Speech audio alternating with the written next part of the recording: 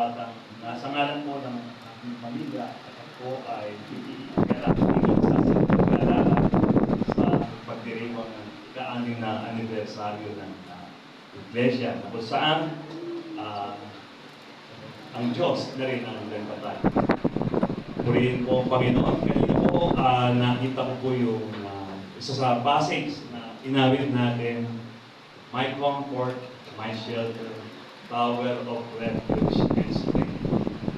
Sabihin na talaga ang ating pong Panginoon lamang sa tuwing tayo ay nagkakaroon ng kabalisahan o ng ating kalungkutan o ng mga suliranin sa buhay natin tayo tumatao. Wala pong ibang tayong inasahan kundi yung ating comfort, ang ating shelter, tower of refuge and strength. Naalala ko lamang po minsan na may isang tao na nilulubog niya ang kanyang sarili sa imbornal. Ano po ang gagawin niya rin? Sabi niya, tinatanggal niya ang bara. Kasi barado raw po yung imbornal. Tayo, tama po, at hindi dumadaloy. Nagkopos ng malaking baha. Sabi niya, ba't ikaw ang gumagawa? Bakit hindi ang barangay o yung gobyerno, yung pamahalaan dahil malaki kami? Kasi kung hindi ko gagawin ito, sino ang gagawa? Ang ating pong topic ngayon ay ang paggawa ng mabuti. Praise the Lord. Alam niyo po, ang paggawa ng mabuti, ang bilin po sa atin ng Panginoon, huwag na huwag po natin paghihinawaan. Do not be weary in doing good. So, ito po ang ating nagdala po ako ng aking orasan. Dito, dahil I was given 30 minutes to share this gospel. So, ayan, 3:05, I expected to finish this message 3:35. Ayan. So, may I invite everyone to please rise up at basahin po natin ang ating pong key verse, text po natin, ang ating tema, ang ating theme. Ito na po, kahit nakasulat na po rito. Galatians chapter 6 verse 9 in New King James Version. Sabay-sabay po nating basahin. 1, 2, 3. Galatians 6:9. And let us not grow weary while doing good, for in due season we shall reap if we do not lose heart. Ang Diyos po ang magpapala sa kanyang mayamang salita. Maaari ko po ba kayong imbitahang yumuko at tayong lahat ay magsama-sama sa diwa ng pananalangin. Hallelujah. Panginoong Diyos, kami nagpapasalamat sa iyo sapagkat, Panginoon, ito po ay niloob mo na sa araw na to, kami pong lahat ay makikibahagi sa pagdiriwang na ika-6 na taon pagkakatatag mo sa iglesia nito. Maraming pong salamat. Ang nais po namin, Panginoon, ay buong laya ka pong kumilos sa aming kalagitnaan. Panginoon, at punuin mo ang aming mga kakulangan upang patuloy kaming sumigla sa paglilingkod at patuloy na ma-inspire, Panginoon, sa paglilingkod, sa paggawa ng mabuti. Dalangin namin, O Diyos, samahan nawa kami ng iyong Santong Espiritu sa pag-aaral namin ng iyong salita at we allow Him, Panginoon, to move freely in our midst upang muli po, O Diyos, ang pananampalataya po namin ay pasiglayin, palakasin at patatagin pa sapagkat alam po namin sa kinalalagyan po namin, O Lord God, ang lugar na to, ang mundo ito namin kinalalagyan ay pansamantala po namin pong lalagyan sapagkat ang hantungan po namin, Panginoon, ay doon sa iyong kaharian. Panginoon, dalangin namin sa mga oras na to, Panginoon, kami po ay inyong pong samahan sa amin pong pakikinig, sa amin pong pag-aaral ng iyong salita. Ikaw lamang po ang siyang maparangalan. Sa pangalan po ni Jesus, ito po ang aming nagkakaisang panalangin, and everybody say, Amen. Maraming salamat. Ang Diyos po, maraming na po tayo makaupo. Sa Diyos po ang kapurihan. Sa Tagalog po sabi, kaya huwag tayong magsawa sa paggawa ng mabuti. Sa paggawa ng mabuti, dahil sa tamang panahon, matatanggap natin ang ating gantimpala kung hindi tayo susuko. ito po yung sulat ni Apostol Pablo sa mga taga-Galatia. At bago po siya dumating dito sa verse 9 na ito, puntahan po muna natin yung mga previous verses para po magkaroon po, malaman natin kung anong diwa, anong nilalaman ng kanyang puso, at nasabi niya po ito. Ganito po ang una po sabi, we cannot mock God. Hindi po natin madadaya ang Diyos. Hindi po, we cannot mock God. Ibig sabihin, hindi po natin kayang dayain ang Diyos. Maring pag may nakakakita, nakakagawa tayo ng mabuti. Sa halimbawa lamang po, sa trabaho. Kapag nandiyan yung supervisor, yung mga manager, ang sisipag gumawa ng trabaho. Talaga nagtatrabaho. Pero kapag wala na po yung supervisor, wala na po yung manager, ayun na po. Lumalabas ng tuning po. Halimbawa po, sa ating pong pang-araw-araw na buhay, meron po tayong bagay na akala natin matatago sa dilim. Pero sa totoo lamang po, kahit yung dilding ay liwanag pa rin po sa tayo. Akala natin, walang nakakakita sa atin kapag gagawa tayo ng hindi, nakalulugod sa Panginoon. Meron po ang Diyos, nakikita po tayo. Kaya sabi po, we cannot mock God. Hindi natin siya madadaya. At the same time, yung next verse sabi niya, we sow what we reap. Ano yung may what well?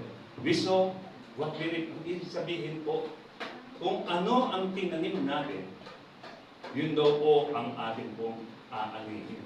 Maaari ba naman magbunga ng mangga ang puno ng santol? Hindi po.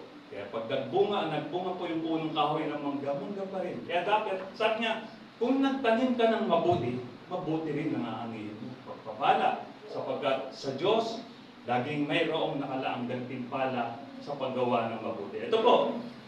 And the next is, sabi niya, flesh reaps curse. Hindi po yung kurso sa pag-aaral, kundi curse, sumpa. Kapag ka daw po sa buhay natin, inuna natin yung gusto ng ating katawan. Yung katawan natin ito, halimbawa, siyempre may mga gusto ang katawan natin na akala natin may mabuti para sa atin. No? Pero sa totoo lang, nagdudulot ito ng hidwang ayaw, hindi kagustuhan ng Panginoon. Kaya, sabi niya, kapag ka inuna natin ang ating laman, maaari tayong umani ng sumpa. Pero kapag inuna raw po natin yung Holy Spirit, kasi dalawa yun Spirit, tsaka po yung flesh. Pag inuna naman daw po natin yung Spirit, yung Holy Spirit willing, yung ginawa na, yung kung ano yung kalooban ng Holy Spirit, we reap eternal life. So, saan po? Kaya tayo po sa buhay natin, meron po tayong pagpipilian. Either, gusto ba ng laman natin, o yung gusto ng ating espiritu, ang ating puso. Kaya sabi po rito ng Panginoon, balikan po natin, kaya huwag tayong magsasawa sa paggawa ng mabuti. Ito po yung nilagyan ko po pala ito ng title, Persevere in Doing Good. Magtiyaga sa paggawa ng mabuti. We cannot mock God, sabi po natin, kaya huwag tayong magsasawa sa paggawa ng mabuti dahil sa tamang panahon, matatanggap natin ang ating gantimpala kung hindi tayo susuko. Bago po ilatas, gusto magkatagpo pumunta tayo, what is perseverance? Magkaroon tayo ng meeting of minds, what is perseverance? Sabi po, it is the quality of continuing with something even though it is difficult. Yung magpapatuloy ka pa rin, kahit na ito ay mahirap, itutuloy mo pa rin. Kanina sabi natin sa halimbawa natin, pag-aaral, akala natin, madali lang.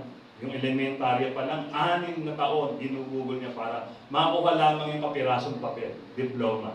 Amen po ba? Lahat po ba rito dumaan ng elementarya? Nakakuha po ba ng diploma? 6 years po yun pinaghirapan natin nung tayo po ay bata pa. Hindi pa po natapos doon. High school, 4 years. Ngayon po meron pang senior high 2 years. Saka ka palang dadako sa college. So nasabi ko po lang dito, kailangan kung wala tayong pagtsatsaga sa paggawa, hindi natin ma-achieve to. Hindi natin ito makukuha, hindi natin makakamit. yung tinatawag na diploma. Minsan sabi niya, minsan sa naalala ko po ang Panginoon ay nanalangin sa Gethsemane. Kasama niya si Apostle Peter, si James and si John. Sabi po niya, maghintay lang kayo dito, magtiyaga, manalangin, upang hindi kayo daigin ng antok at ako'y mananalangin. Sabi niya, ang puso ko'y labis na nalulungkot at ako'y halos mamatay na. Maghintay kayo rito at magbantay, sabi niya. Kung pag sa dito sa church, sasabihin natin, dito lang kayo mag-intercede dahil ako rito ay makikipag-usap sa Panginoon. Para bang gano'n, no? So, ang Panginoon... Wala na. Hello? Okay. Ang sabi ng Panginoon sa tatlong alagad niya, apostol, maghintay kayo dyan at magbantay. Upang hindi kayo daigin ng antok, may binigay pa siya encouragement, manalangin kayo. Pero ano ba nangyari sa Panginoon?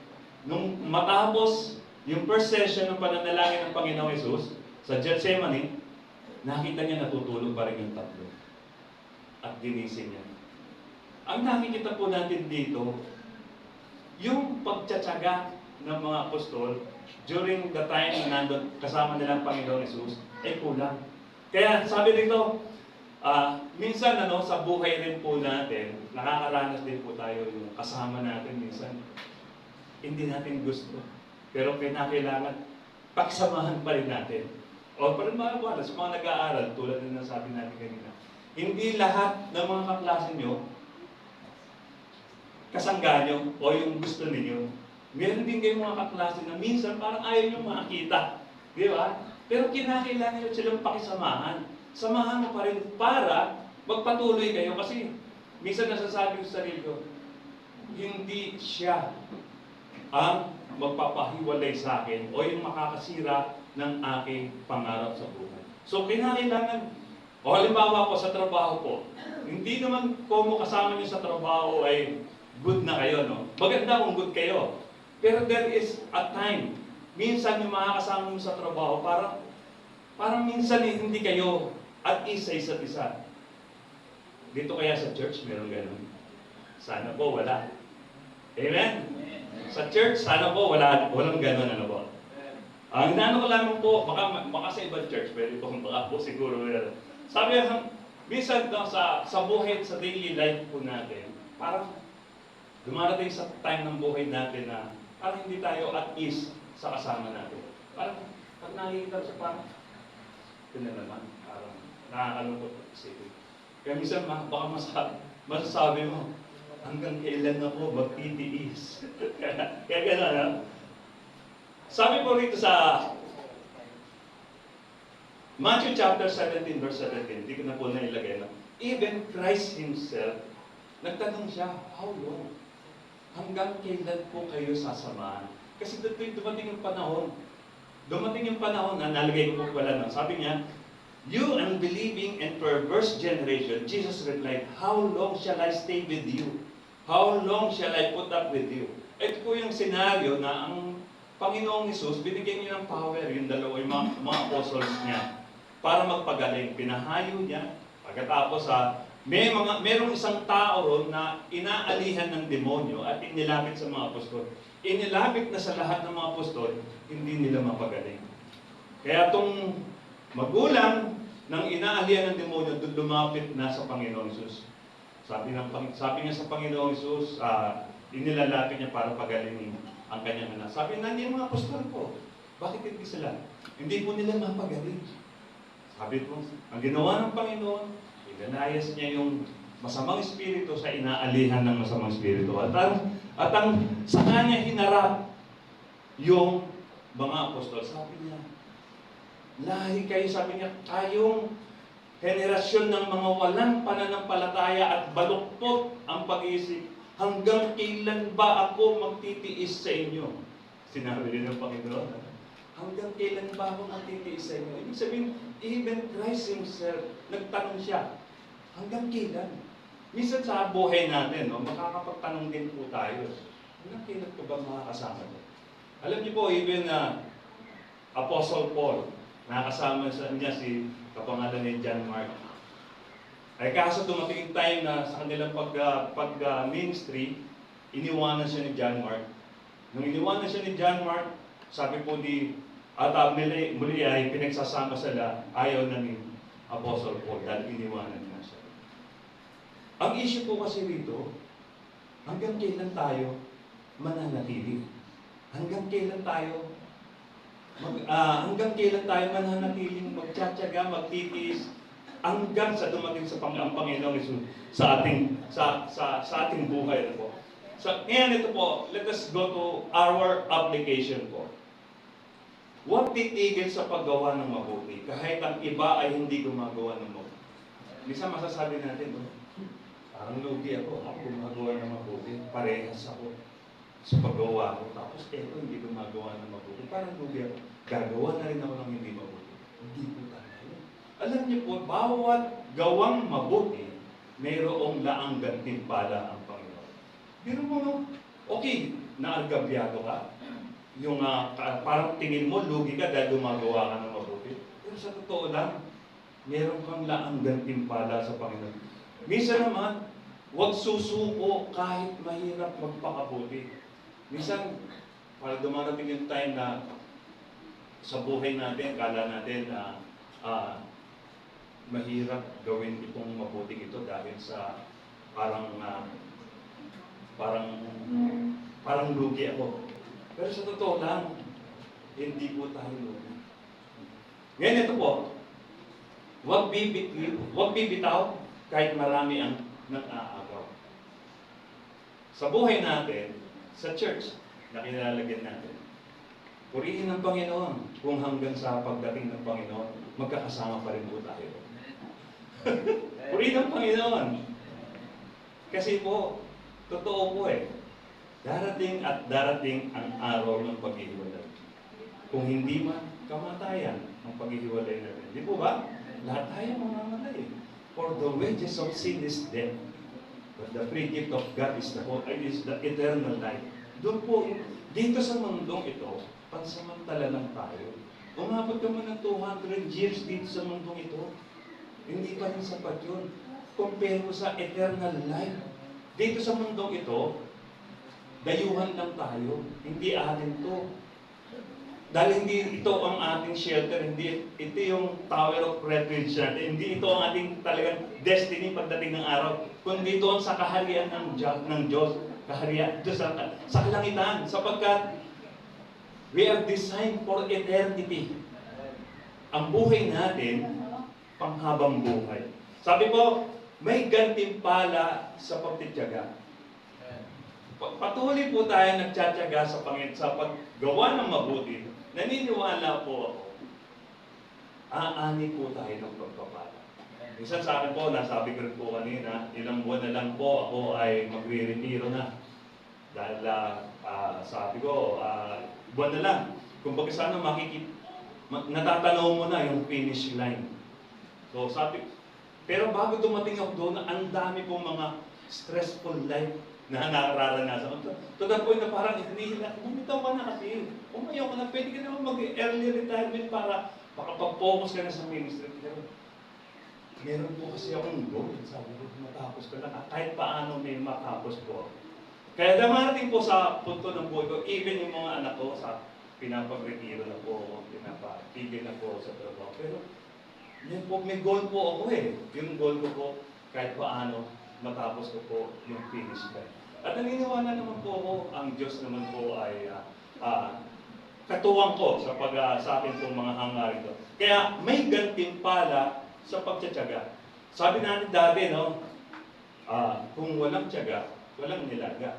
Pero ngayon hindi na Kung may tsaga, may pagpapala. Amen po ba? Palakpakan nga po muna natin ang Panginoon. Hallelujah! Ngayon po, nakarating po tayo ng ika-6 na taon. Alam niyo po, sa biyaya ng Panginoon, tayo ay umabot po ang iglesia nito ng 6 na taon. Compare pa sa eternity na inilaan ng Diyos. Ang gusto lamang po ng Panginoon sa atin, dumating man ang paghihirap, dumating man ang struggle in our life, huwag tayong hilitaw. Huwag tayong aayaw. Sabi, ang umaayaw ay hindi nagwawagi. At ang mga nagwawagi, Hindi umaayaw. Tama po ba? Hindi. So, tayo po, ng mga nagwawagi, patuloy po tayo, magpapatuloy po tayo sa labanan. At minsan, nakakapagod ang pagtsatsaga, lalo na kung wala kang inaasahan. Alam po ba natin na sa buhay natin, minsan, natanong ko nga po kanina itong mali. Natanong mo nga po yung isang tao na bakit siya ang gumagawa. Kasi kinakailangan kong pagtsagaan ito. Para, pagka natanggal ko yung bara sa imburnal na ito, marami ang makikinabang. Dadaloy ng maayos ang mga sasakyan at magiging mabuti ang lagay ng kapaligiran. So, di po ba, minsan, maalala rin po natin, bakit may mga bayani tayo na nagbuwis ng kanilang mga buhay. For what purpose? Nagtyaga sila na manghimo ng mga kasama nila upang itayo ang revolusyon, upang yung pang-aalipin ng mga dayuhang Kastila ay matigil na. Alam niyo po, yung pagtsatsaga nilang yun, buhay po. Buwis buhay ang tawag ko. Buhay po yung talagang to the point ng buhay nila ang pwede nilang ialay. Ngayon po, sa pagpapatuloy ng ginawa nila, ito po nangyari, nakamtan po natin yung kalayaan. Nawala na po rito yung dayuhang Kastila na nagpahirap po sa mga Pilipino.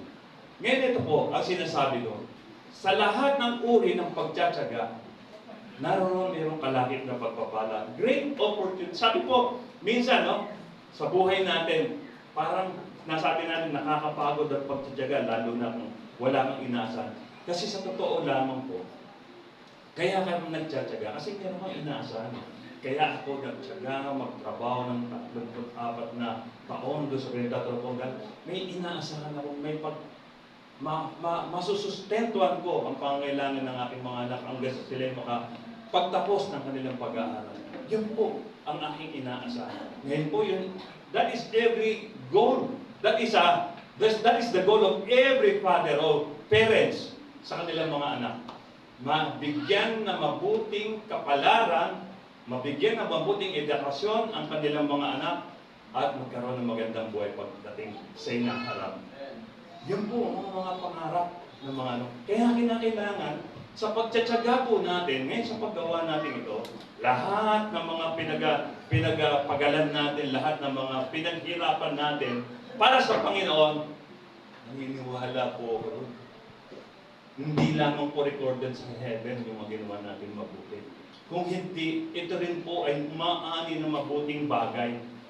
Nagiging mabuti ang iyong testimonya sa bawat tao ng mga kasalamuhan mo. In return, ano mapapala mo? Respeto. Kasi nakikita ka nila eh. Ang buhay po natin, tayong lahat, ng mga sumasampalataya sa Panginoon, ay para tayong bukas na akla sa mga hindi sumasampalataya. Kasi po yung mga hindi sumasampalataya, wala po silang panahon para magbasa ng Bible. Ngayon, anong binabasa? Tayo po pwede nilang basahin. Kaya yung buhay natin, kung ano ang ginagawa natin in our daily life, kung anong ginagawa natin, yun ang binabasa nila. Di ba po hindi na? Kaya pala, ang ganda lang ng magalaw niya. Parang pagka nagtumiro siya talagang, parang gusto ko rin maging gano'n. Kasi sa totoo lang, tayo po, yung buhay natin, yung ginagawa natin, yun yung nakikita nila. Pag maganda ang ginagawa natin, if we continue doing good sa harapan ng mga tao nito, alam niyo po itong ang aaninin natin. Mabuting testimony. Kahit na hindi ka pa makapag-share ng Word of God sa mga tao nito, dahil sa nakikita nila ang buhay. That is one of the things na gagamitin ng Lord para sila rin naman ay maakay sa katwiran, sa katotohanan. Ito naman po, minsan, sa paglilingkod, dito naman po tayo ng mga workers, yung mga naglilingkod sa Panginoon, yung mga nagsishare ng Word of God. Sino po ba dito sa ating mga nagsishare ng Word of God sa mga kaibigan niyo? Ayan, praise the Lord. Ayan, purihin po ang Panginoon. Hindi lahat ng mga sinishare natin ng Word of God tumatanggap. Minsan, dinidebate ka pa. Minsan naman, minamaliit ka pa. Minsan naman, mas masama pagka inaalimura ka pa. Mas masama pag inuusig ka pa. Kaya minsan dumarating yung time na parang sinusukuan mo, hindi ko nasisira na ulo. Hindi po dapat ganun. Tuloy mo pa rin. Kasi ito yung salita ng Diyos na inihasik natin sa alin para isang binhi. Isang binhi na darating yung araw, sisipol. Tutubo. At hindi lamang po yun magbubunga pa sa kanilang mga puso. Inilarawan po sa chapter 12 ng Matthew na ang salita ng Diyos ay parang isang binhi. Inihasik natin ng mga tao. Kaya hindi po tayo dapat tumigil, kundi patuloy natin pagtiyagaang ibahagi ang salita ng Diyos sa mga tao. Nakikinig man sila o hindi, pero meron pa rin po sila tayong isa pang sandata para magamit natin yung ating testimony sa mga darating, sa mga tao ito. Kaya huwag po tayong titigil sa pagtitiyaga, sa paghihintay. Darating ang araw, ang mga tao ang ating binahaginan. Alam niyo po, ako rin po pinagtiyagaan din po ako.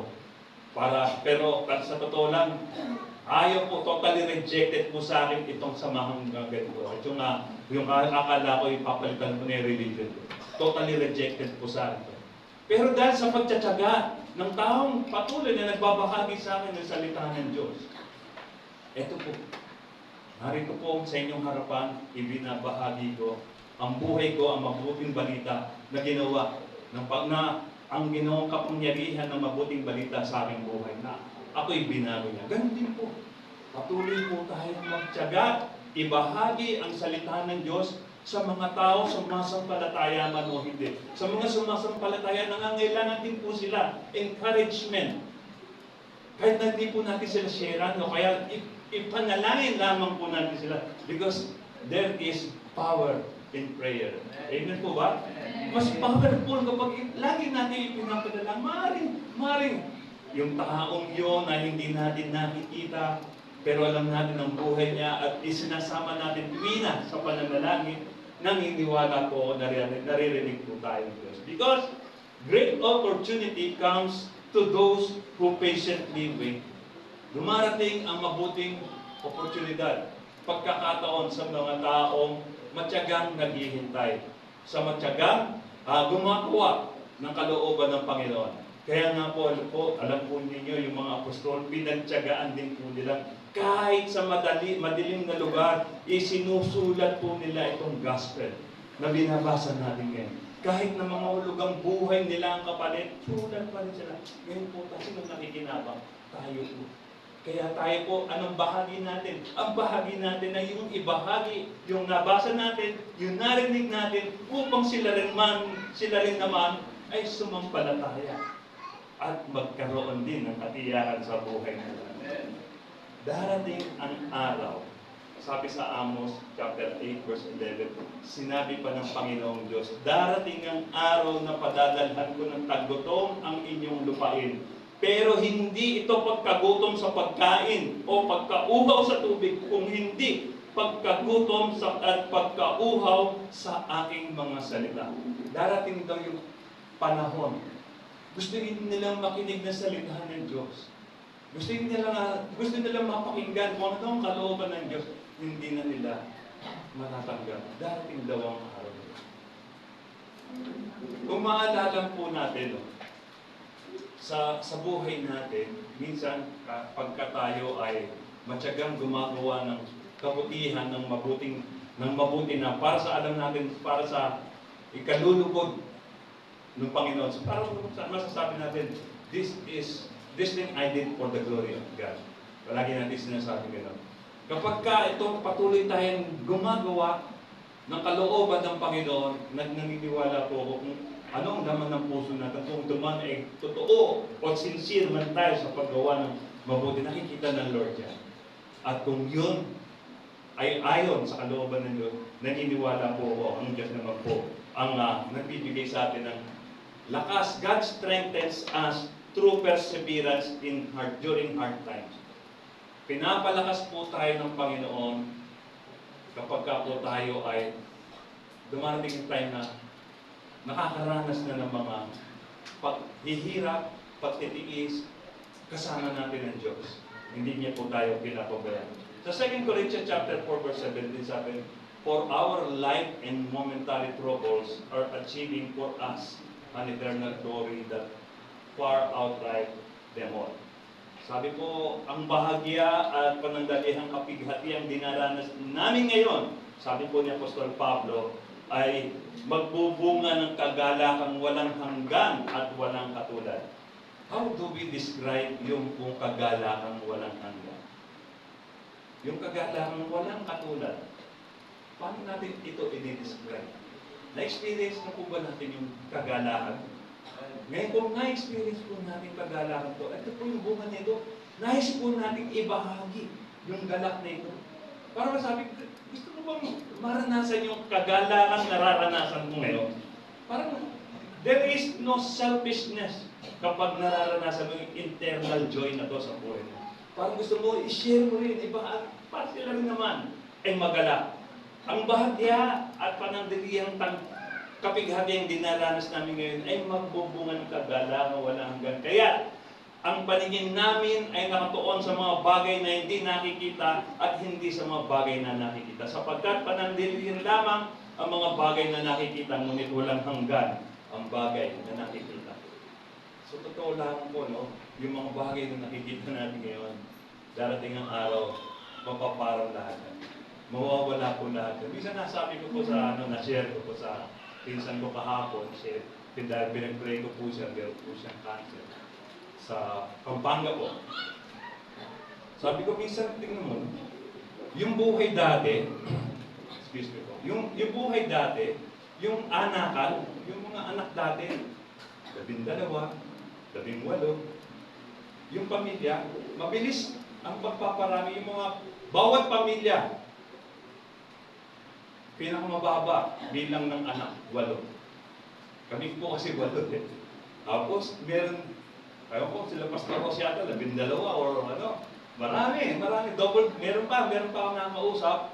Yung kasama sa trabaho, yung tatay daw niya, yung anak daw nila, yung kapatid niya, 11 sila magkakapatid. Di ba? Isipin po natin, 11. Tapos nung panahon po dati, ang nagtatrabaho lang, ang breadwinner lang, tatay. Dahil yung nanay doon, salamat po. Praise the Lord. Dahil yung nanay, sa pag-aasikaso lamang sa pamilya. Yun ang ideal family dati. Pero yung pamilya, yung mga anak, ang dami, no? Pero ang tanong ko, ang tatay lamang ang tatrabaho, pero ang tanong ko, lahat sila nabuhay. Lahat sila naging matagumpay. Bakit? Kasi kahit yung ibon, hindi nagtatanim, hindi naghahasik, pero nabubuhay, hindi pinababayaan ng Diyos. Amen po ba? How much more tayo? Alam mo ngayon, ano nakikita ko may trabaho ng nanay, may trabaho ko yung tatay. Tapos, dalawa lang yung pamilya, dalawa lang parang ayaw na magdagdagan. Takot na magdagdagan ang pamilya. Kasi po yung anak ko gano'n eh. Sabi ko, dalawa lang, tama na. Sabi niya, may trabaho na may asawa mo. May trabaho ka rin naman, di ba? Sabi niya, para, ano makikita po natin? Yung pananampalataya. Yung time na 18, yung nakwento, lahat sila nagtagumpay, naging educated, talaga naging professional. Mga doktor, abogado, ang mga anak, pero ang tatay isa lang magsasama. Di ba? Bakit? Nangyaring gano'n? Kasi sa pagtsatsaga, pagtitiis ng magulang upang itaguyod at itaguyod ang kanilang anak at magkaroon ng mabuting kapalaran. Ito po, conclusion. Sabi na po. Ephesians chapter 2 verse 10, sabi po, For we are God's handiwork created in Christ Jesus to do good works, which God prepared in advance to us to do. Sabi niya, ito na lang po, I would like to end this sa salitang po ito na. We may face struggles while serving God. maaari po natin makaharap, maaari po tayo, maaari po natin maharap ang mga pagsubok, tiisin, kahirapan habang tayo ay naglilingkod sa Panginoon. But when we trust Him, our God, through those trials, we can claim victory in Jesus through perseverance. Amen po ba? May I invite you to rise up, tayo po lahat ay tumayo, at tayo po ay magsama-samang manalangin. Hallelujah! Atin pong, hallelujah! At habang po tayo ay nakatayo, maaari po nating tamasahin ang masaganang presensya ng Panginoon sa ating piling. At tayo po ay dumulog sa kanyang presensya. Let us bow down our head and let us pray. Hallelujah! Panginoong Diyos, kami nagpapasalamat sa iyo. Sapagkat ang mensaheng ito ay laan lamang para sa amin upang kami ay magtiyaga, gumawa, magpatuloy sa paggawa ng mabuti. Hindi lamang po dahil sa laang gantimpalang kalakip nito, kundi dahil ito po yung tama na kami ay gumawa ng mabuti, magtiyaga sa paggawa ng mabuti. Sapagkat kami po ay yung pinagpala, nais po namin ang pagpapala namin nararanasan ay mapagpala rin namin ang iba. Ito po yung kayamanan ng salita ng Diyos na nagbigay ng katiyakan ng kaligtasan ng aming kaluluwa. Sabi mo po sa iyong salita, langit at lupa ay mapapara, ngunit ang iyong salita ay mananatili. Hubad kaming ipinanganak sa mundong ito, hubad din po kaming mamamatay. Ibig sabihin, Panginoon, wala kaming madadala. Ano pa mang yaman sa mundong ito pag kami ay lumisan sa mundong ito, kundi ang yaman lamang ng iyong salita na aming napakinggan. Kaya naman po, ang salitang inyong ibinigay at ibinahagi sa amin na aming napakinggan ay nais din po namin ibahagi sa iba upang sila rin naman pagdating ng panahon ay may madadala ring salita mo, O Diyos, na kanilang dadalhin sa buhay na walang hanggan. O God, tulungan mo po kami na manatiling maalam ang pagnanasa namin na makagawa ng mabuti. Give us the courage to persevere in doing good, O Lord God. Hallelujah! Kahit na ang iba hindi gumagawa ng mabuti, tulungan mo pa rin po kami magpatuloy sa paggawa ng mabuti. Hindi lamang po dahil sa gantimpalang nakalaan sa likod nito, kung hindi dahil po sa ito po ang nakalulugod sa iyong dakilang kalooban. Minsan, ninais mo po, Panginoon, na kami ay makapiling hinubad mo ang iyong pagka-Diyos. At nag-anyong isang alipin, naglingkod sa mga tao, bumalik sa paanan ng mga alagad niya, upang ipakita lamang ang halimbawa ng pagpapakumbaba. Tulungan mo po kami, O Diyos, na sa lahat ng halimbawa na ipinakita mo po sa amin, ay magampanan din po namin ng ayon sa iyong kalooban, upang ikaw rin naman po ay aming maparangalan sa aming pang-araw-araw na buhay. O Lord God, continue to bless each and every one of us by doing good and having perseverance, and having perseverance in our life, O Lord God. Maraming pong salamat. Tulungan mo po kami na manatili sa dakilang kalooban mo.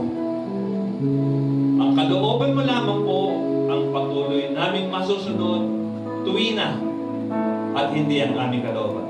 Sa pangalan ni Jesus, ito po ang aming nagkakaisang panalangin naman at tayo po lahat ay magsabi ng malakas na Amen. Praise the Lord.